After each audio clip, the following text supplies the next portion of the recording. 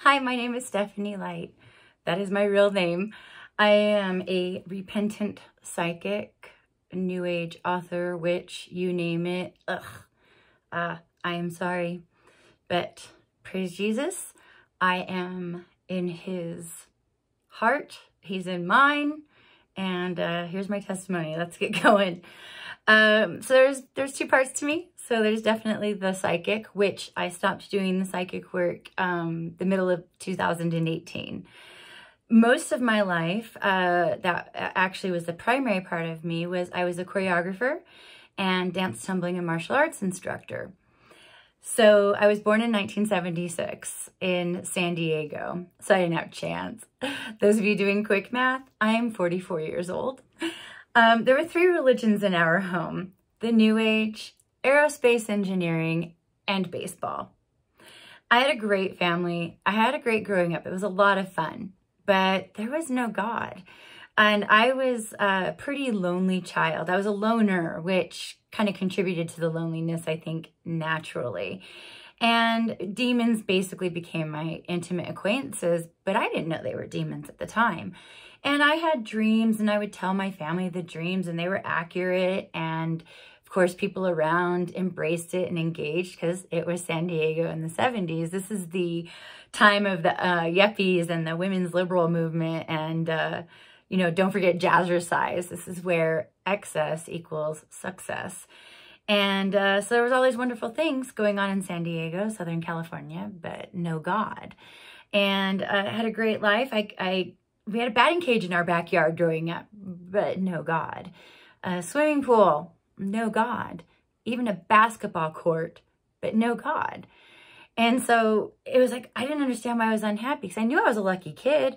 I knew I had all these great things, but I was sad. No God. And I started dancing early on at 3. In fact, my first dance teacher was Cindy Garvey, the wife of Steve Garvey, who was the catchers for the Padres at the time. And so my life was quite interspersed with all these different people. And she was great, and she really encouraged me to go on. And I trained in everything, any type of dance, any tumbling, gymnastics, martial arts, you name it, music, singing, all that. I was in it. And fortunately, I had the chance to go to the School of Fame in San Diego, and they really cultivate that. And that's where I learned, oh, I'm a choreographer. I like to create and put my ideas together and teach them. I don't really want to do them. And so though I could perform, I preferred to be backstage. And I definitely prefer to be backstage these days. So it's taken me a minute to make a video with my face on it because I get nervous.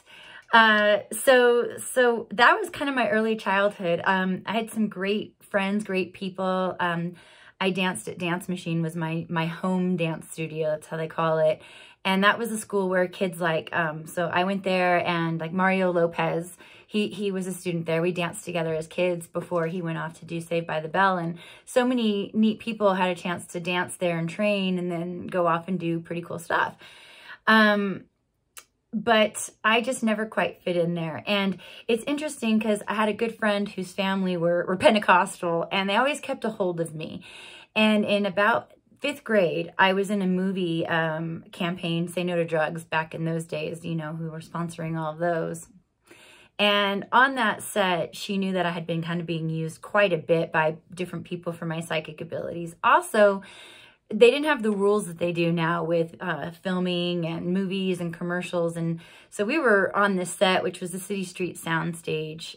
It's still there, filming late till 2 in the morning. And this is close, you know, this is by the ocean. We're freezing, and I'm supposed to keep warm. I was a tumbler in this movie, and it was a whole thing. I actually had a blast with it. And oh, my dog's over here giving a little growl. And but she was concerned about me, and rightfully so. And I'm so grateful because she got a hold of me after we wrapped that show and asked me some questions that led me to learning more about Christ and actually accepting him into my heart later on that year. And so I'm super grateful to her because she started that for me. She's like explaining to me about all these wonderful, beautiful aspects of Jesus, but I didn't understand it. I didn't grasp it. So it took me a while. And then when I came to her 6th grade, I was still 11, I had a folder of all these questions, and she took me serious. She answered my questions, and then discussed 2 Timothy 2:19 with me about, you know, Jesus sealing us. Now, I know that doesn't mean that I'm saved forever no matter what I do, but that stuck with me because she knew that I wasn't in a Christian home, in a Christian world at all, especially in the entertainment industry. Because as I was getting older, I was getting bigger jobs, bigger auditions. I was in LA more. She was concerned, rightfully so. And so I'm grateful for their prayers and for her leading me to Christ. Because that's where it started, right there. So you never know the difference you might be making in somebody's life. That could come around, you know, 30 plus years later. So again, let me look at my notes. My world stayed the same after I went through that process as far as accepting Jesus into my heart. And they gave me a Bible of my own, which was great. So I read it, but you know, I didn't really have anybody to help me with it. But my heart was changed. And so for the next few years, I actually really struggled because I was really bummed about the world around me. And so I prayed and prayed and prayed and prayed. And eventually by 1991, I had the opportunity to move to Montana. So our family had a small ranch in Montana and my brother was graduating high school. And so I was like, I'm going north to Montana. Let's do it. And it was the best thing that happened to me because I had a fresh start, no psychic work. Nobody knew me as a child performer or any of that stuff. It was great. I could just go and be a kid. And I got to go to a really small school in a small town. I was the mascot, so I was able to tumble around but be hidden. So that was fun for me. And I got to be a little ornery. And okay, maybe a lot ornery sometimes. And I got to have some normal high school experiences that I would not have had in San Diego, like Letterman's jackets. I did track and field. I know, 5 foot nothing. Montana was one of only 6 states at the time. I don't know now what the situation is that allowed javelin. And so I threw javelin and ran short hurdles and long hurdles, and I was pretty good at it. So it was pretty fun to discover that there's other things I could do. And, oh, famous for getting stuck with a javelin, by the way, which is part of why it shouldn't even be legal in most high schools at all. After I threw at one track meet, the people are supposed to walk the javelin back to you, but it was some young high school students helping and they threw it back. And so I got stuck in the leg. So I'm famous for that. Not for any choreography or books I've published, but oh, I've heard about you. The girl that got stuck in the leg with a javelin. Yep, that was me. So I think it's really funny. And interestingly enough, that injury did get in the way later on, and I'm glad it did because it kept me out of college athletics and it kept me out of professional dancing to a certain degree. So Montana was great for me. The best part for me, though, was all the churches that I got to go to. This is funny to me. So I found out when I moved here to Montana that you get to drive at 15. So I'm barely 14. I've got a driver's permit and I'm driving all of a sudden. But most parents would be worried, where are you going? What are you up to? I was checking out all the different churches. So any given Sunday, instead of watching football, I'd be hustling off to the Wesleyan church, and then I'd check out Sunday school at the Baptist church, and then I'd actually go and check out the Mormon church because all my friends went there. And I was so fascinated with it that my junior and senior year, I even took seminary with a bunch of my Mormon friends, and that was great. And that actually plays into my future. So, you know, the seeds we plant really are important. And like they said, you never know if you're the seed or the water or the fertilizer. So high school was pretty great for the most part until about the beginning of my senior year. Really, really bad incident happened. And it just took my life and spiraled it. I ended up pregnant and no support. I wanted to give the baby up for adoption. This was not a pretty situation, how the pregnancy happened. And I just had no support. So my family encouraged the abortion. Again, I was 17. And it's not what I wanted, but I obviously made the choice, and it devastated me. And church members turned on me quite viciously in some cases. And that's not important now. I know a lot of people have been through that, But, you know, when you're a young kid and you're lost, and it seemed like there was no support on either side. And so getting through my senior year was pretty tough. It would have been easier without them making an effort to make my life difficult some days. And so at one point I did try to kill myself again, and it was pretty close. My mom found me and took me to the hospital. I was resuscitated. Spoiler alert, news of my death has been greatly exaggerated. So here I am. So I made it through my senior year, and a cloud of depression and judgment definitely hung over me. But I graduated and I bolted to Bozeman, where I went to cosmetology school, and I ran a dance studio. I opened my first dance studio. I know, I didn't think anything of it. I was like, let's just do it. I look back now and I think, wow, that's pretty young. That's what I wanted to do. And I was happy. Again, I was a loner, and I liked to teach. I loved the kids. And I love to teach people of all ages, which I went on to do in my future. And then a few years went by, and I had the opportunity to go back to San Diego to dance professionally and go back to college. And so I took that chance. I went back, and I had a great time. I was teaching everywhere. I was training all over the place. I was choreographing. I was going to school. I got back into martial arts again, which was great because I really missed that. I started studying Krav Maga and Capoeira and Ninjutsu. And yeah, I have a ninja gi and tabby boots. Jiu-Jitsu, Jeet Kune Do, Taekwondo, you name it. I was trying it. Kickboxing, I was training it. I loved it. I didn't sleep much. I preferred to just go, go, go, go, go. My mind was busy. You know, the doctrine of demons was still in my head, but I didn't know that. And so I just kept busy, busy, busy, busy, busy, busy all the time. And at one point, my agent calls me up and said, hey, are you interested in doing some investigative work? And so this is back, you know, when the web was first taking off, and they did the investigations to catch pedophiles and all those horrible people, those predators on online.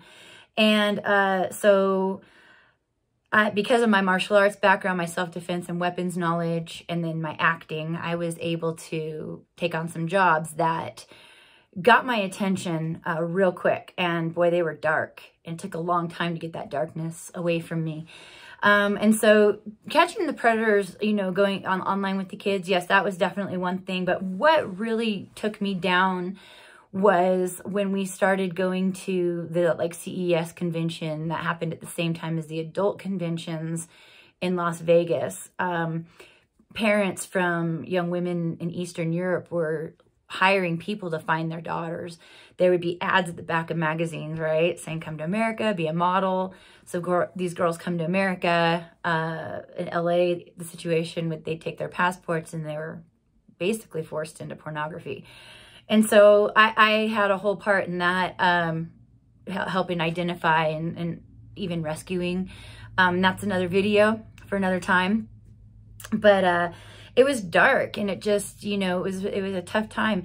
But while I was there, I just would, I'd go to church too. Like anytime there was a church I could go to, I'd run and go to it. And then I'd go train or go to rehearsal or go choreograph.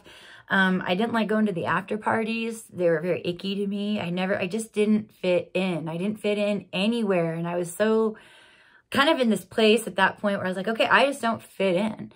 And I was still running from people who used me for psychic work, and they started closing in at this point because you know, you can only stay under the radar for so long. And that's when I was like, all right, it's time for me to go back to Montana, which I did. And I opened a dance, tumbling, and martial arts school. I had a great time. It was so much fun. I can't even tell you. And I started looking for a church again. And at that time, I was dating a Mormon man, and I know, right? Everybody, cue, dun dun dun. And all my friends from high school were coming back out of the woodwork that were Mormon, and I watched the Mormon people walk the walk versus other groups that weren't, in fact, that were mean to me. So I ended up going that route, which I understand was not correct. And very shortly after that, I turn around and I'm single, divorced, single mother, abandoned, and you know, with a little 2-year-old. And that's where everything just kind of went whoosh again. he is getting ready to graduate high school and go off to college this fall. It's very exciting. So we looked for a new church and found a church in a town called Missoula. It's north, and it was good for us because we could go out of town, about 45 minutes and go to a bigger town and look for maybe a bigger church and not a Mormon church or anybody who knew us. And I found a church, but it ended up being a Bethel-sponsored church here in Montana. And I didn't know that. I just found that out, which makes sense because all these incidents happened there that caused me to leave that church. And not only did I leave that church, I doubled down in psychic work. So I ran back to my New Age world, and I ended up accepting an offer at a New Age store to be their headliner, to be their main psychic, to be their store person. So I did that, and I went on to publish books and teach and et cetera, et cetera, et cetera. I was a full practicing witch, intermittently my whole life, actually. At one point, I was a high priestess of a coven. Fortunately, I was not very good at it. And so yeah, anything New Age, I was in it. I was flying around, teaching, speaking, explaining how to do certain things with dreaming. I don't like to talk about the details of things because I think that in itself is a little bit dangerous. But man, I was picketed. I was all sorts of things. No matter where I went, there was picketing happening. But I'm so glad that there are people still praying for me that were concerned about, my long-term future, that didn't give up. I actually had health problems my entire life that nobody could figure out. And so, of course, they just said, oh, it's in your head. Or the doctors would just tell my parents, because I was a dance kid, oh, she's anorexic, right? So just blame the industry. But it turns out I actually grew up on a toxic dump site in San Diego. The school I went to, Magnolia Elementary, you can look it up, was being dumped into with chemicals from the adjacent engineering company, Amatec, Straza at the time. And yeah, so a lot of kids are pretty sick, and unfortunately I'm one of them. I actually lost my best friend to it. My brother lost his. There's been it's really sad. So, but day to day. Anyways, 2017, I literally hit the deck. I was choreographing a show, and I just, like a sack of potatoes, just went down. And I'm so glad. So I was told then by several doctors that I only had like 6 months left to live. There's this tumor between my pancreas and my spleen and all these things going on, and they didn't know why because they didn't know about the toxic dump site yet. And so I decided to go back to San Diego to visit and say goodbye to family and close friends. So it was April of 2017. It was actually the end of April, about this time, exactly 4 years ago. And I went to Balboa Park to walk around. It was one of my favorite places to go and sketch and just kind of wander. And I ran into 2 Biola students that were evangelizing there that day. And they came up to me, and we had a great talk for well over an hour. And I was honest with them. I told them who I was, and yeah, I'm a New Age witch and an author. Here's my book. And they were amazing. So I hope you guys see this, and I hope you remember me, because I remember you. We were on Facebook for a while, but I ended up ducking and covering from everything, which was really important for me to do. So these 2 young people, this young guy and this young girl, talked to me, and I believe he was heavily into music. And then when I saw an interview via Alyssa Childers, I'm sorry if I say your name wrong, with Sean McDowell talking about Biola University, I was, oh my gosh, those were the people. So reach out. I'd love to talk to you again, and thank you, and come to California and hug you. So health problems, right? Here we are. All these issues are happening. I come back to Montana, and I'm a hot mess, basically. And I'm going through all these treatments. And by mid-2018, like I said, I stopped reading for people. And part of that was, I know I was being prayed for, but also I saw how the New Age world was treating me. They were saying horrible things like, well, why did you choose to have cancer? Why did you choose to be sick? Why did you choose this? why are you allowing this? And I'm like, boy, this sure sounds like that church I went to that told me not to have any negative thoughts.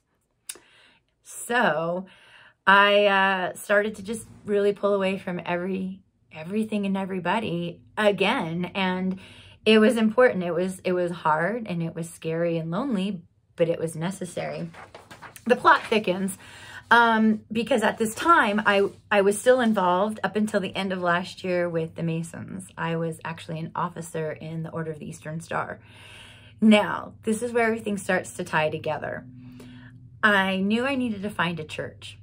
And I started reading all the books in my personal library again that I had, like The Case for Christ, the Screw Tape Letters, and a couple other books I can't think of off the top of my head. And then I went to YouTube. I did not know that Doreen Virtue, who was like the world's leading New Age author and seller, had come to Christ. Nobody told me. So I'm going through all of this. And then I come across this video where she's talking with, I believe it was Fighting for the Faith with Chris. I don't want to script your last name. And I literally just, I don't think I talked for about a week, which is saying something because once you get me going, I can't shut up.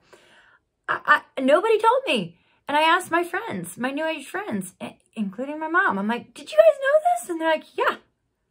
Why didn't anybody tell me? I was like, what? I've been going through this and nobody's like, oh yeah, Doreen Virtue's going through the same thing.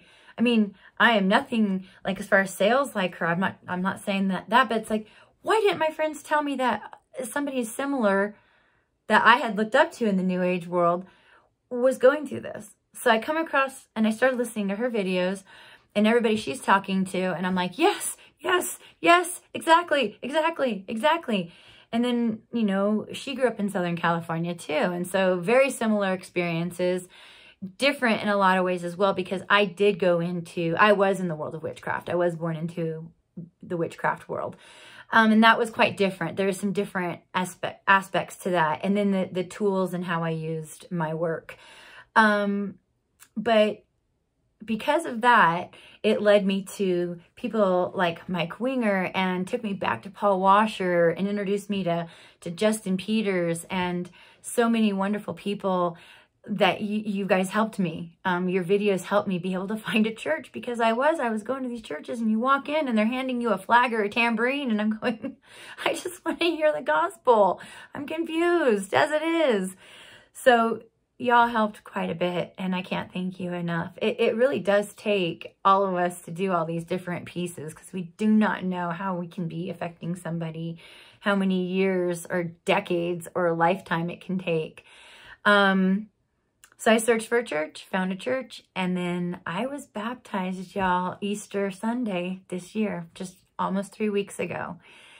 So I know there are so many layers to this. There's so much information here, but I just wanted to give you the overview of my whirlwind and kind of give you an idea of why I grabbed the handle spiritual whiplash. I'm so grateful to be on the straight and narrow path with Christ, and I appreciate so many of you on Instagram and YouTube, you know, fighting for the kingdom and helping people like me that you don't know who's watching and who's listening and who's trying to figure this out. So thank you. And please message me, comment, anything I can do to expand on my experience. I know there's so much. I will be glad to go into videos and talk about different experiences as this adventure moves forward. I am so blessed and so grateful and just so glad that Jesus is my Savior. Thank you. God bless all of you, and I'll see you soon.